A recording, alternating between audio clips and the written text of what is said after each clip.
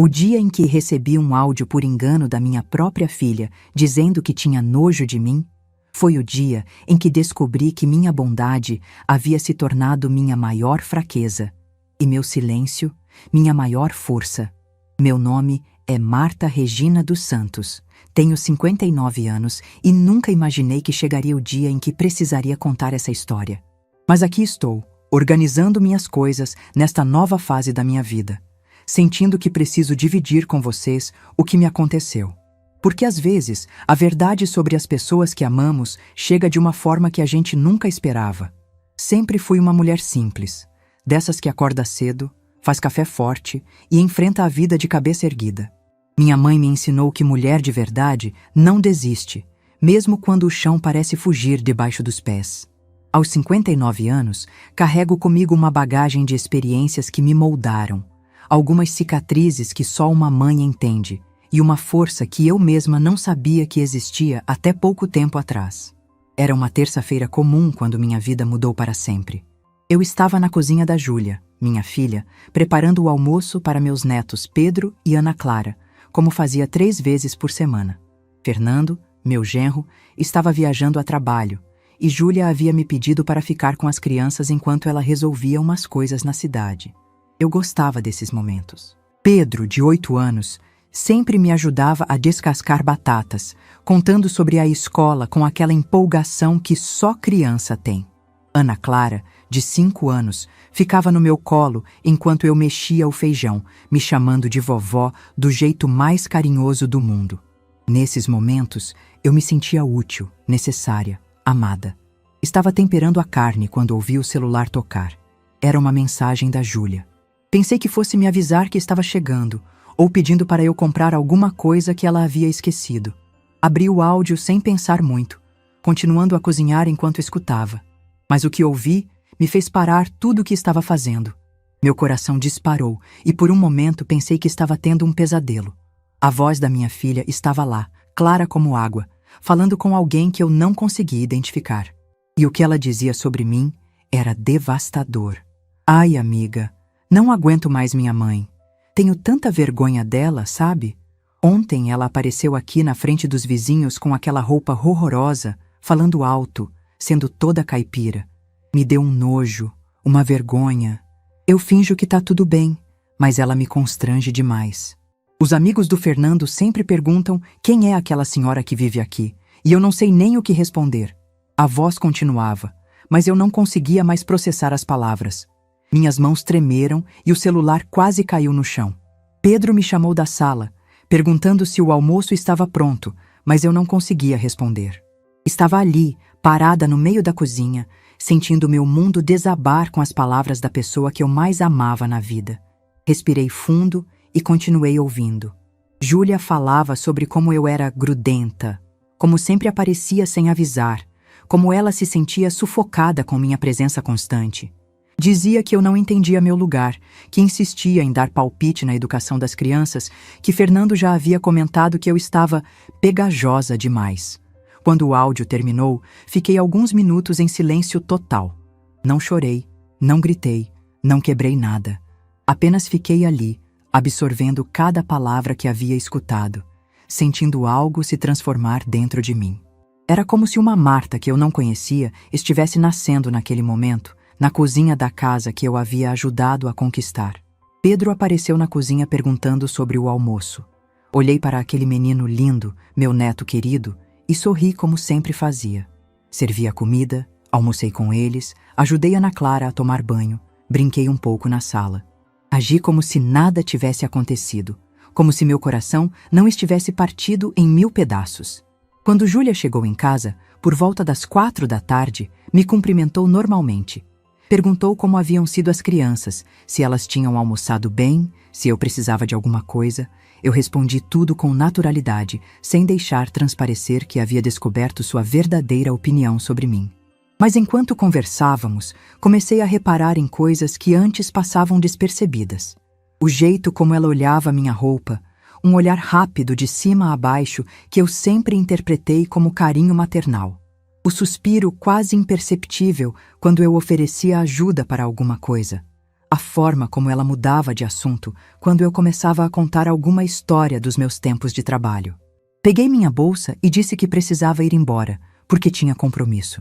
Júlia nem perguntou que compromisso era esse, coisa que normalmente fazia.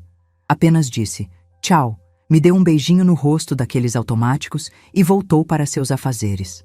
As crianças correram para me abraçar, e foi nesse momento que meu coração se apertou de verdade. Saí daquela casa com a sensação de que estava vendo tudo pela primeira vez. A casa que eu havia ajudado a conquistar, onde eu passava metade da minha semana cuidando dos meus netos, onde eu me sentia parte de uma família. De repente, tudo parecia diferente. Eu não era parte de nada. Eu era um peso que eles carregavam por obrigação. Caminhei até o ponto de ônibus pensando em como havia sido cega durante todos esses anos. Quantas vezes Júlia havia demonstrado constrangimento comigo e eu não percebi? Quantas vezes ela tentou me afastar sutilmente e eu insisti em ficar? Quantas vezes interpretei frieza como cansaço, distância como correria da vida? No ônibus de volta para casa, comecei a lembrar de situações específicas. Uma vez, numa festa de aniversário do Pedro, uma amiga de Júlia perguntou se eu era a empregada. Júlia demorou alguns segundos para me apresentar como mãe, e quando fez isso, foi com um tom que na época interpretei como timidez. Agora entendia que era constrangimento. Outra vez, numa reunião da escola da Ana Clara, a professora elogiou minha dedicação com a neta e disse que era raro ver avós tão presentes. Júlia mudou de assunto rapidamente e depois, no carro, disse que eu não precisava ir em todas as reuniões, que ela dava conta sozinha. Na época, achei que era para eu não me cansar. Agora via que era para eu não aparecer.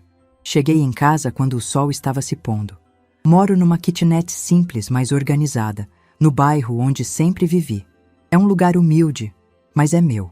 Tenho uma cozinha pequena onde preparo minhas refeições, um quarto que serve de sala e dormitório, e um banheiro que mantendo sempre limpinho. Não é muito, mas é onde me sinto em paz. Sentei na única poltrona que tenho e comecei a chorar. Não um choro desesperado, mas um choro de quem finalmente entendeu uma verdade dolorosa. Chorei pela Marta que passou anos se humilhando sem perceber.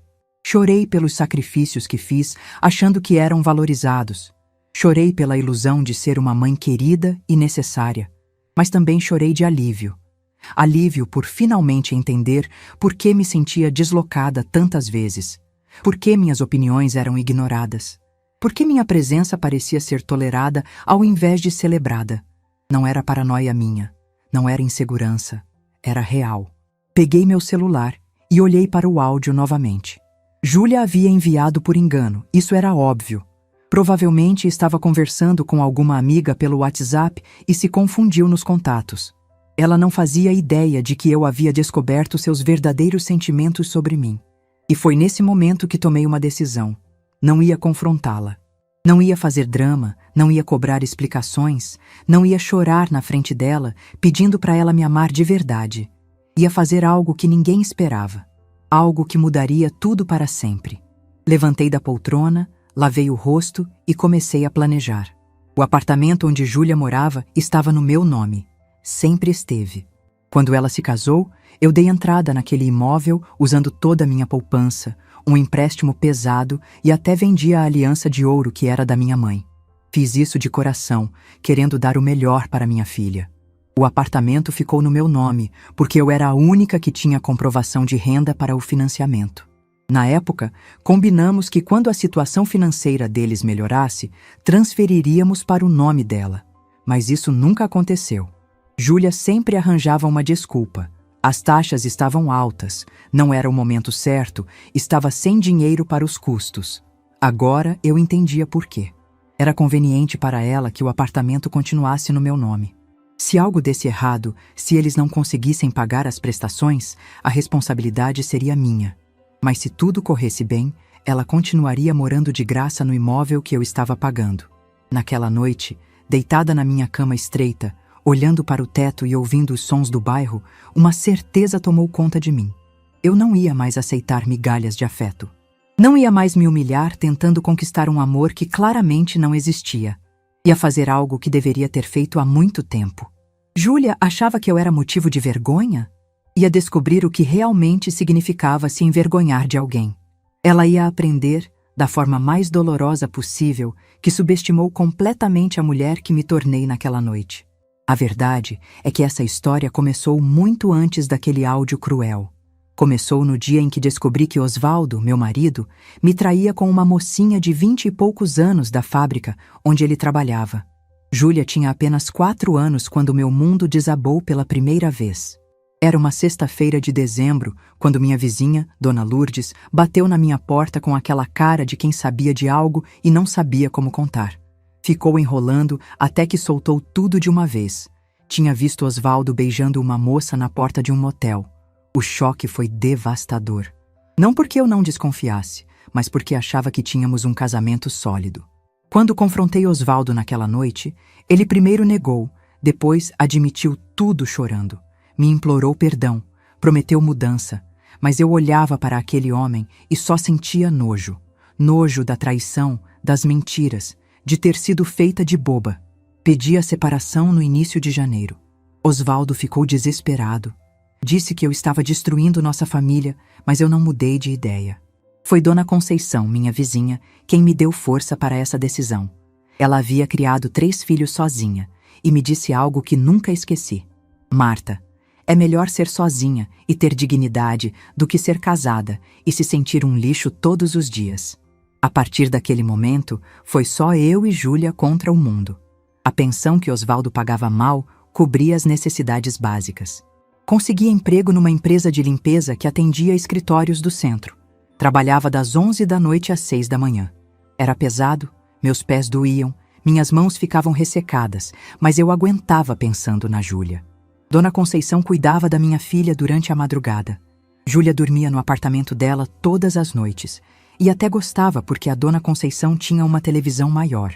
Durante o dia, eu cuidava de tudo. Escola, lição de casa, brincadeiras. Dormia algumas horas à tarde, enquanto ela assistia desenho. Os anos passaram e Júlia cresceu sendo minha companheira. Ela me ajudava em casa, me consolava quando estava cansada, dizia que quando crescesse ia cuidar de mim. Eu derretia com essas demonstrações de amor. Sentia que todo sacrifício valia a pena. Osvaldo aparecia esporadicamente para buscar Júlia alguns finais de semana.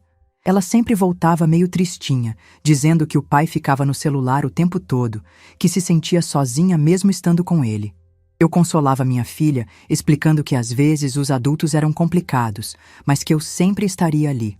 Quando Júlia fez 15 anos, Osvaldo morreu num acidente de carro. Foi chocante, mesmo com todos os problemas. Júlia chorou muito e eu chorei também. Não pela perda do marido, mas pela perda do pai que minha filha merecia ter tido. A vida continuou praticamente igual, só que agora sem a pensão. Júlia sempre foi estudiosa. Participava de tudo na escola, sonhava em fazer faculdade. Eu fazia questão de comparecer a todos os eventos. Quando ela se formou no ensino médio, chorei de emoção. Ela passou no vestibular para a administração e eu fiquei nas nuvens, mesmo sabendo que seria difícil pagar a mensalidade. Foi durante a faculdade que Júlia começou a mudar. Fazia amizades com pessoas de classe social mais alta, frequentava lugares que eu não conhecia. Começou a reparar mais na nossa casa simples, na minha roupa de trabalho, no meu jeito de falar. Às vezes me corrigia quando eu falava alguma palavra errada, sempre com jeitinho carinhoso. Mas eu percebia que algo estava diferente. Mesmo assim, continuava sendo sua maior incentivadora. Pagava a faculdade fazendo malabarismos, comprava os livros, dava dinheiro para transporte. Quando ela reclamava que as amigas tinham carro e ela andava de ônibus, eu me sentia culpada por não poder dar mais. Foi no último ano que Júlia conheceu Fernando. Ela ficou encantada desde o primeiro encontro. Falava dele o tempo todo, mostrava fotos, contava cada conversa. Quando ele veio jantar em casa pela primeira vez, caprichei na comida, arrumei tudo, comprei até toalha nova para a mesa. Fernando foi educado, elogiou a comida, mas percebi que ele reparava em tudo. Nos móveis antigos, na televisão pequena, na decoração simples. Júlia ficou tensa durante todo o jantar, falava baixo comigo, como se tivesse medo que eu dissesse algo inadequado. Quando ele foi embora, ela disse que eu havia sido ótima, mas senti algo forçado naquele elogio. A partir daquele dia, Júlia raramente trouxe Fernando em casa. Sempre tinham outros planos, outros lugares para se encontrar. Quando eu perguntava por que ele não vinha mais, ela sempre tinha uma desculpa. Ele estava ocupado, a família dele havia marcado algo, tinham outros compromissos. Mesmo com esses sinais, eu continuava acreditando que éramos inseparáveis. Júlia era minha vida, meu orgulho, minha razão de existir. Trabalhava para ela, sonhava para ela, fazia planos pensando no futuro dela. Tudo o que eu era tinha a ver com o bem-estar da minha filha. Durante todos esses anos, jamais passou pela minha cabeça que Júlia pudesse se envergonhar de mim. Achava que ela estava apenas crescendo, amadurecendo, criando sua própria vida, que era natural querer mais privacidade, mais independência. Nunca imaginei que por trás daquela distância crescente havia um sentimento tão cruel quanto o desprezo. Eu continuava me sacrificando, me diminuindo, aceitando migalhas de atenção, achando que estava sendo uma boa mãe. Não percebia que estava me tornando invisível na minha própria família, que minha presença era tolerada ao invés de celebrada. Não entendia que cada "obrigada, mãe" soava mais automático, cada abraço parecia mais protocolar. Até que aquele áudio chegou e destruiu todas as ilusões que eu havia construído sobre o amor da minha filha por mim. Nos dias seguintes àquele áudio devastador, comecei a enxergar minha filha com olhos completamente diferentes. Era como se tivesse tirado uma venda que cobria meus olhos há anos. Cada gesto, cada palavra, cada olhar de Júlia passou a ter um significado que eu havia me recusado a aceitar antes. Na quinta-feira seguinte, ela me ligou pedindo para eu buscar as crianças na escola porque tinha uma reunião importante no trabalho. Falei que sim, como sempre fazia, mas dessa vez prestei atenção no tom da voz dela. Não havia carinho, não havia gratidão. Era apenas uma ordem disfarçada de pedido, como se eu fosse uma empregada disponível para resolver os problemas dela. Cheguei na escola na hora do recreio e vi Pedro brincando no pátio. Quando me viu, correu para me abraçar gritando: "Vovó!", com aquela alegria pura que só as crianças têm. Ana Clara estava na sala de aula terminando uma atividade e quando a professora disse que a vovó havia chegado, ela sorriu daquele jeito que derretia meu coração. Mas ali, observando meus netos, comecei a me perguntar coisas que nunca havia questionado antes. Será que Júlia falava mal de mim na frente deles? Será que eles um dia também sentiriam vergonha da avó caipira? A semente da dúvida que aquele áudio plantou em mim estava crescendo e se espalhando para todos os cantos da minha vida. Levei as crianças para casa e fiquei com elas até Júlia chegar. Pedro me contou que estava aprendendo sobre profissões na escola e que tinha falado sobre o trabalho da vovó. Quando perguntei o que ele havia dito, ele respondeu inocentemente: "Falei que minha vovó limpa escritórios de noite e que ela é a mais trabalhadora do mundo." Meu coração se apertou. Não por vergonha do meu trabalho, mas imaginando a reação de Júlia se soubesse que o filho estava contando para os coleguinhas que a avó era faxineira. Será que ela ficaria constrangida? Será que pediria para Pedro não comentar mais sobre isso? Quando Júlia chegou, por volta das 7 da noite, cumprimentou as crianças normalmente e me agradeceu por ter ficado com elas. Mas eu reparei numa coisa que nunca havia prestado atenção. Ela não perguntou como havia sido meu dia, como eu estava me sentindo, se precisava de alguma coisa. Eu era apenas a solução conveniente para os problemas dela. As crianças foram brincar no quarto e Júlia começou a reclamar do trânsito, do chefe chato, da correria do trabalho. Eu escutava tudo concordando com a cabeça, oferecendo palavras de consolação, sendo a mãe compreensiva de sempre. Mas por dentro, uma voz que eu nunca havia escutado antes perguntava: e quando foi a última vez que ela se interessou pelos seus problemas? Durante o jantar, Fernando chegou e cumprimentou todo mundo educadamente. Mas observei melhor a forma como ele me tratava. Era cordial, mas distante. Respondia minhas perguntas com monossílabos. Não iniciava a conversa comigo. Parecia estar apenas cumprindo o protocolo. E Júlia? Júlia não fazia nada para me incluir nas conversas. Falavam sobre pessoas que eu não conhecia, lugares onde eu nunca havia estado, planos que não me envolviam. Quando terminamos de jantar, ofereci para lavar a louça como sempre fazia. Júlia disse que não precisava, mas de uma forma que soou mais como não queremos você aqui por mais tempo do que não queremos que se incomode. Peguei minha bolsa e disse que ia embora. E ninguém insistiu para eu ficar mais um pouco. No ônibus de volta para casa, comecei a contar quantas vezes Júlia havia me visitado na minha kitnet nos últimos meses. A resposta foi dolorosa. Nenhuma. Ela sempre me chamava para ir na casa dela, sempre precisava de mim para alguma coisa, mas nunca demonstrou curiosidade sobre como eu vivia, sobre meu espaço, sobre minha rotina, quando não estava servindo a ela. Cheguei em casa e fiz algo que não costumava fazer. Liguei a televisão alta e assisti a um filme até tarde. Não me preocupei se o vizinho ia reclamar, não me preocupei com nada. Por algumas horas, tentei ser apenas Marta, não a mãe da Júlia, não a avó do Pedro e da Ana Clara. Apenas uma mulher de 59 anos assistindo televisão na sua própria casa. Na sexta-feira, Júlia me ligou novamente. Dessa vez era para eu ficar com as crianças no sábado, porque ela e Fernando tinham sido convidados para o casamento de um amigo.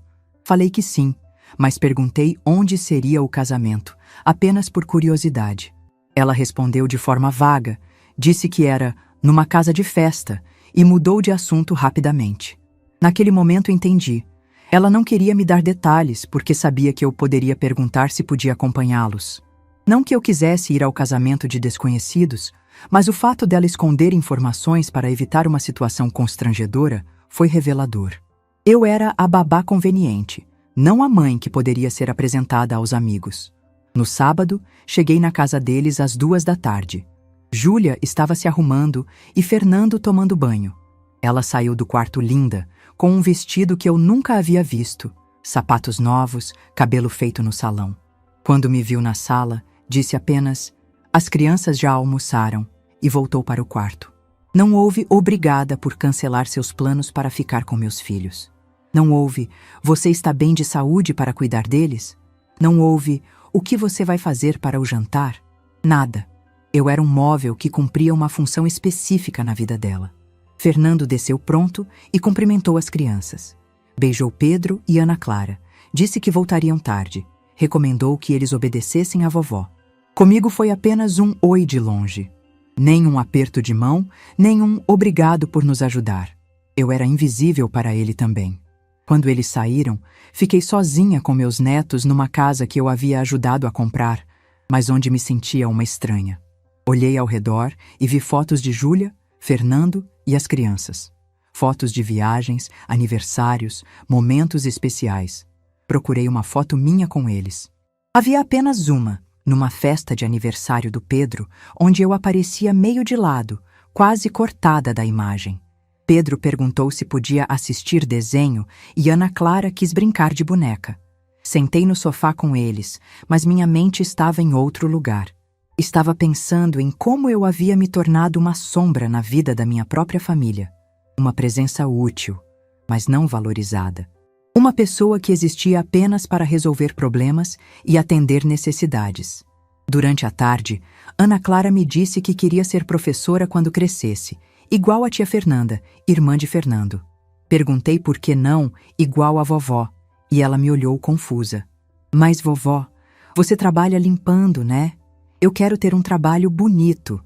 As palavras saíram da boca de uma criança de 5 anos, mas eu sabia de onde vinham. Alguém havia ensinado ela que meu trabalho não era bonito. Pedro, sempre mais observador, percebeu que eu fiquei quieta depois do comentário da irmã. Veio se sentar do meu lado e disse: "Vovó, eu acho seu trabalho legal. Você deixa tudo limpinho para as pessoas trabalharem." Aquela inocência me tocou, mas também me doeu. Até uma criança de 8 anos percebia que eu precisava de consolo. À noite, preparei o jantar das crianças e coloquei elas para dormir. Fiquei sozinha na sala esperando Júlia e Fernando voltarem. Era quase meia-noite quando ouvi a chave na fechadura. Eles entraram rindo, claramente tendo se divertido muito. Júlia viu que eu estava acordada e disse: "Ai, mãe, não precisava ficar acordada esperando a gente." Fernando subiu direto para o quarto, sem nem agradecer. Júlia ficou na sala comigo por alguns minutos, contando rapidamente como havia sido o casamento. Falou das pessoas que encontrou, da comida, da festa. Eu escutava fingindo interesse, mas percebendo que ela não fazia questão da minha companhia. Estava apenas sendo educada antes de me dispensar. Quando ela disse que estava cansada e ia dormir, entendi que era minha deixa para ir embora. Peguei minha bolsa e me dirigi para a porta. Júlia me acompanhou e disse: "Obrigada, mãe", no mesmo tom que se agradece o entregador de pizza. Um obrigada automático, sem calor, sem significado real. Na rua, esperando o ônibus da madrugada, comecei a chorar. Não um choro dramático, mas lágrimas silenciosas de quem finalmente estava enxergando a realidade.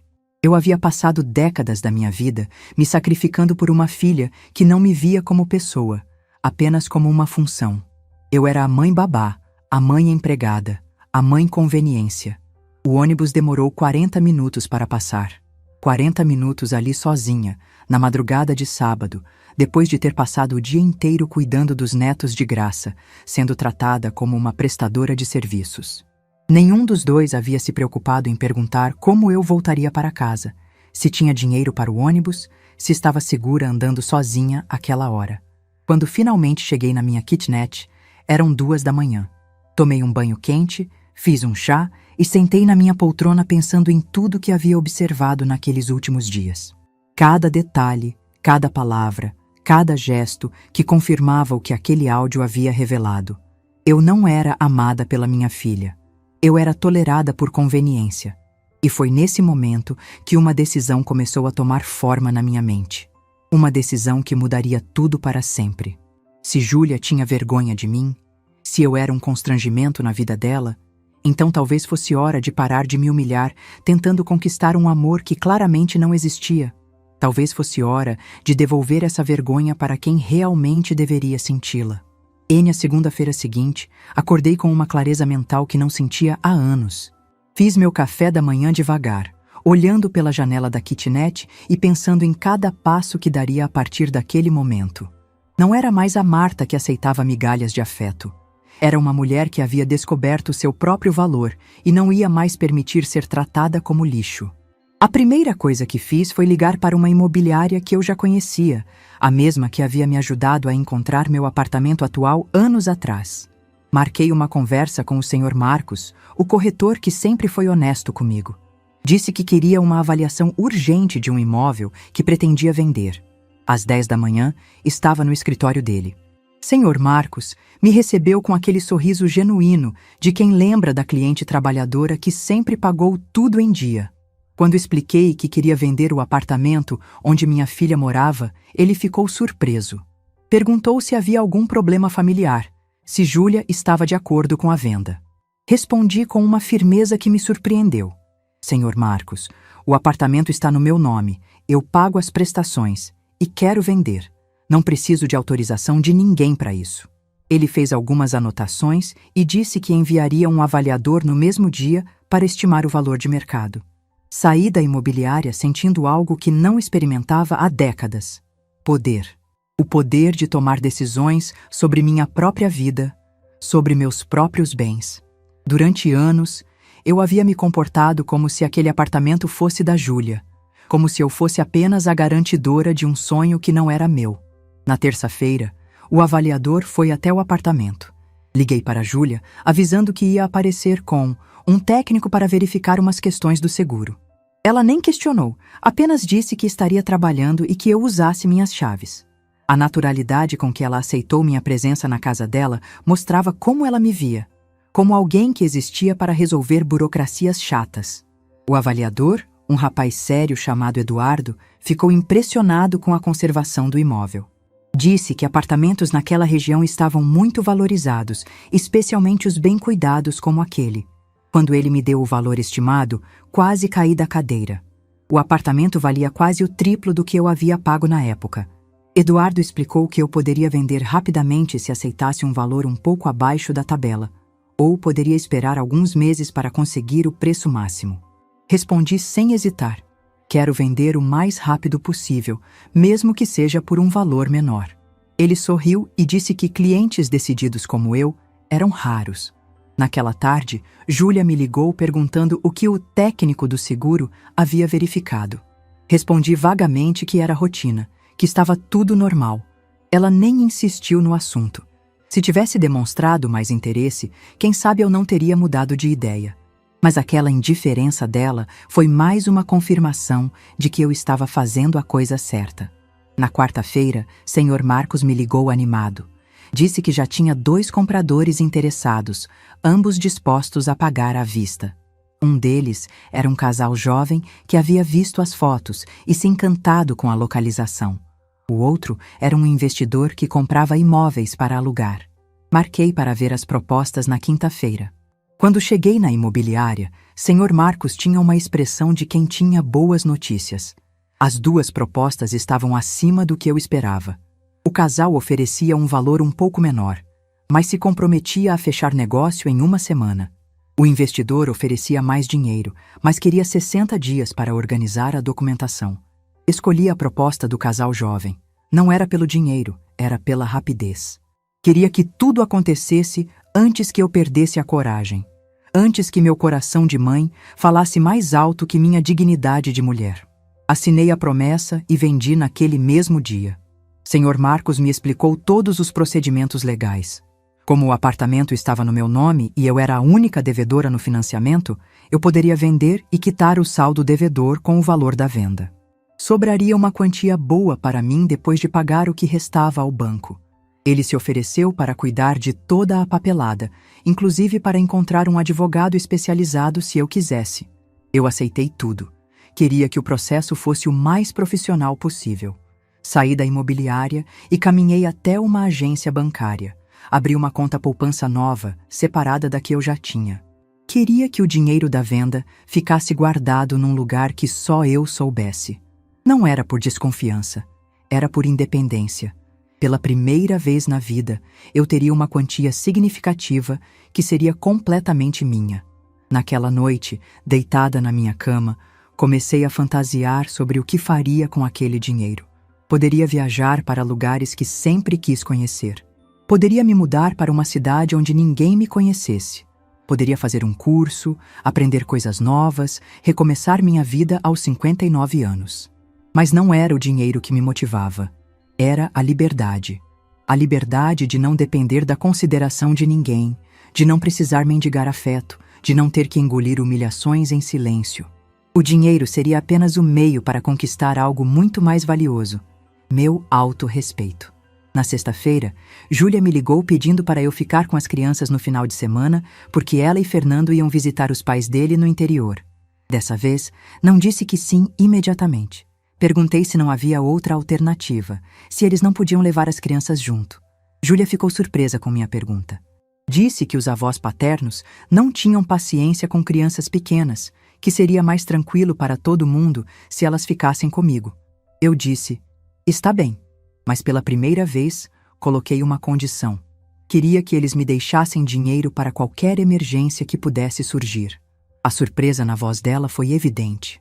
Mas mãe, que emergência? Eles vão ficar só 2 dias. Respondi firmemente. Júlia, criança sempre pode precisar de alguma coisa. Remédio, médico, lanche extra. Quero ter dinheiro na mão para não depender do meu. Ela concordou, mas percebi que ficou incomodada com minha postura mais firme. No sábado, quando vieram me entregar as crianças, Fernando deixou R$ 50 na mesa da cozinha, como se estivesse pagando uma diarista. Não agradeceu, não perguntou se eu precisava de mais alguma coisa, não demonstrou qualquer gratidão. Peguei o dinheiro e guardei na bolsa sem constrangimento. Se eles me viam como prestadora de serviços, então eu cobraria como tal. Durante o final de semana com Pedro e Ana Clara, algo dentro de mim mudou definitivamente. Continuei sendo a avó carinhosa que eles conheciam, mas comecei a falar mais sobre mim mesma. Contei histórias da minha infância, dos meus sonhos, dos lugares que queria conhecer. Queria que eles soubessem que eu era uma pessoa, não apenas uma função. Pedro me perguntou por que eu nunca havia viajado para a praia, já que sempre falava que queria conhecer o mar. Respondi que nunca tinha tido oportunidade, mas que talvez um dia ainda conheceria. Ana Clara disse que quando crescesse, ia me levar para ver o mar. Aquela promessa inocente me emocionou, mas também me fez pensar: por que eu estava esperando uma criança de 5 anos me dar aquilo que eu mesma podia conquistar? Na segunda-feira, enquanto esperava Júlia e Fernando voltarem, recebi uma ligação do Sr. Marcos. A documentação estava quase pronta. Os compradores haviam aprovado o financiamento e poderíamos assinar o contrato definitivo na quarta-feira. Meu coração disparou. Era real. Eu realmente estava vendendo o apartamento.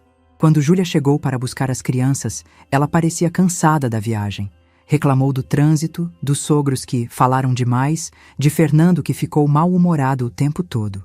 Eu escutei tudo pacientemente, mas dessa vez não ofereci conselhos nem palavras de consolação. Apenas escutei, como se fosse uma conhecida qualquer. Ela nem perguntou como havia sido o final de semana com as crianças.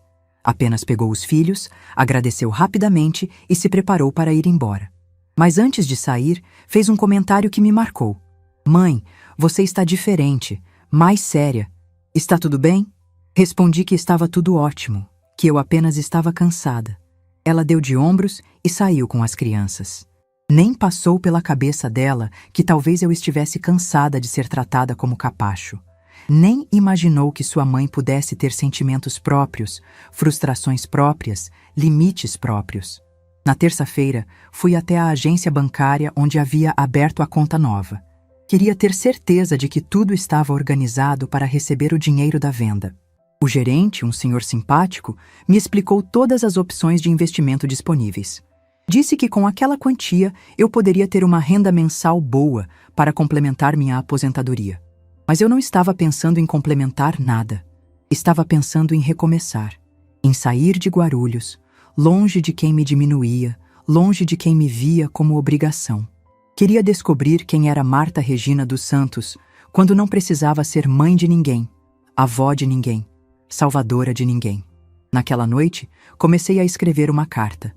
Não uma carta longa e dramática, mas algumas linhas que explicassem minha decisão. Queria que Júlia entendesse que eu havia descoberto a verdade, que não era mais a mãe ingênua que acreditava em qualquer migalha de carinho. Escrevi e reescrevi várias vezes até encontrar as palavras certas. Palavras que expressassem minha dor sem soar vitimista.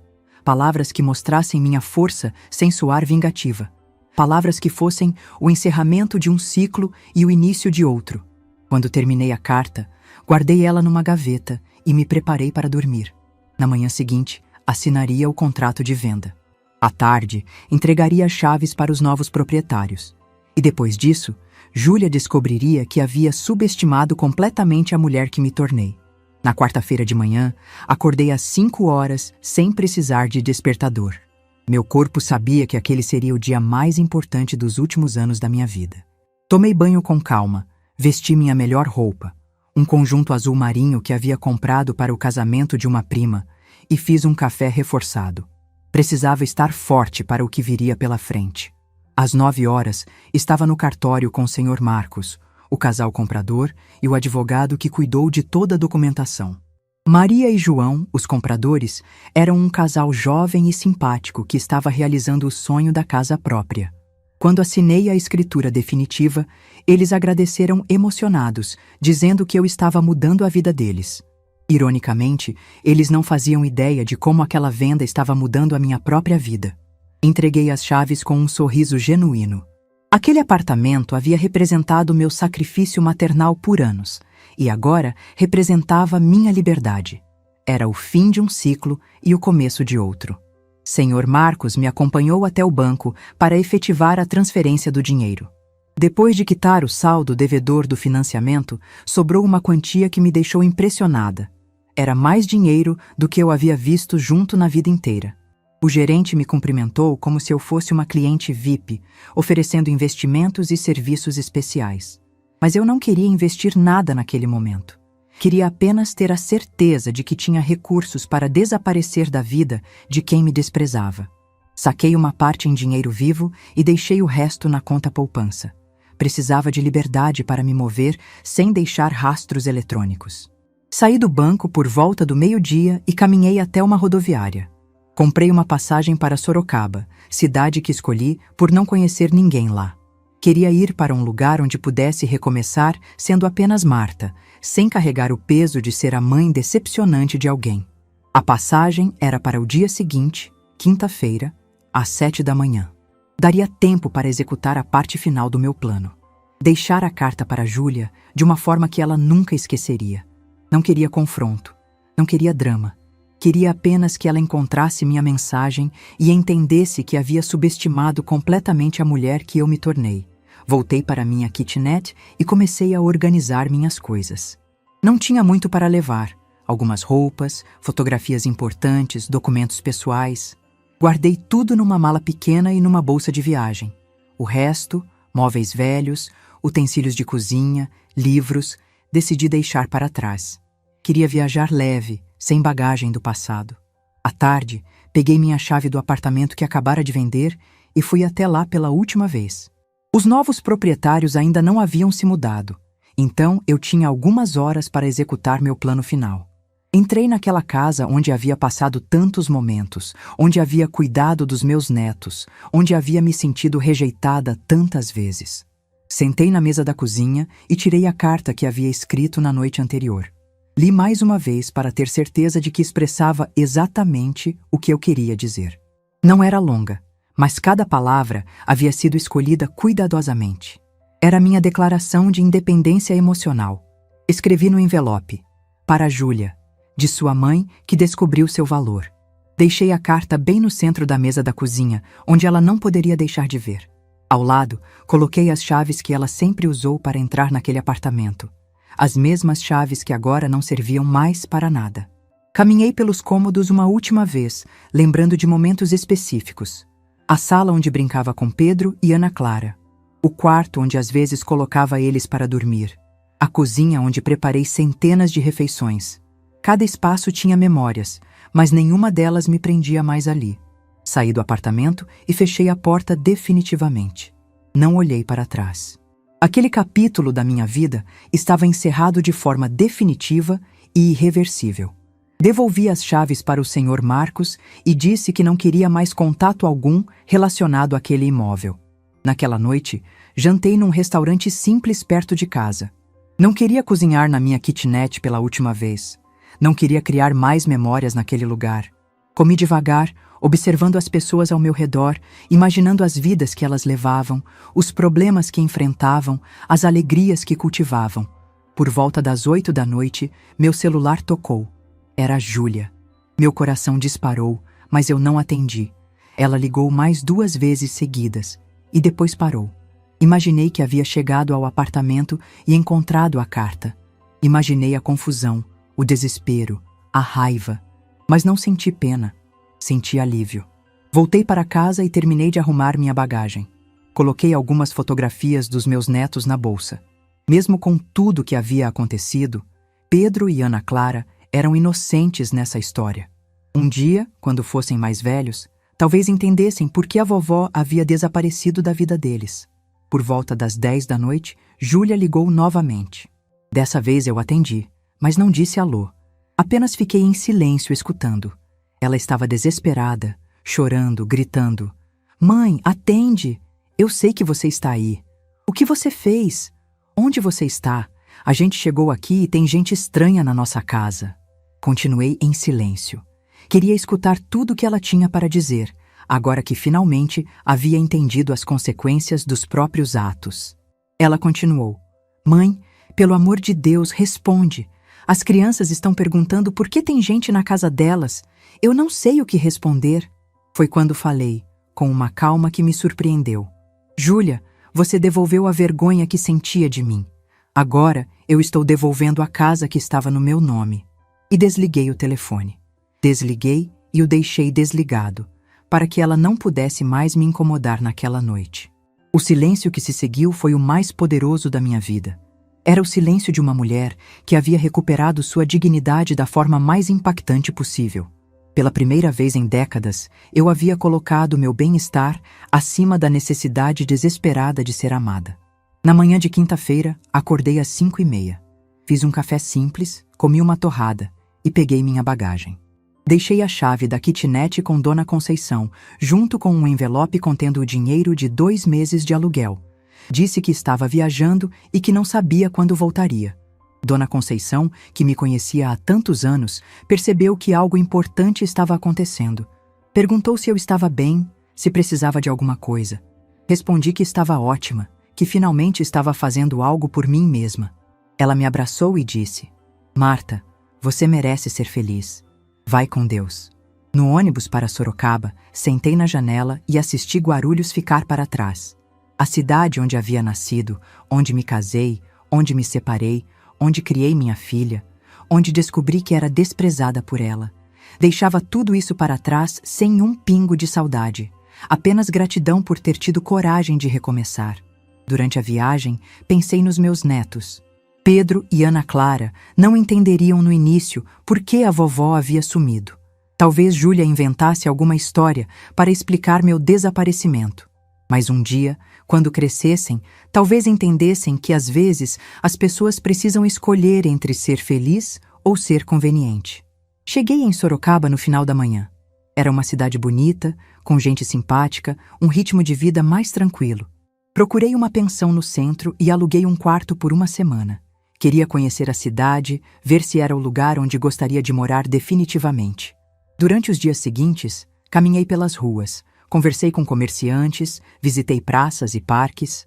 Descobri que Sorocaba tinha grupos de terceira idade, atividades culturais, oportunidades de trabalho voluntário.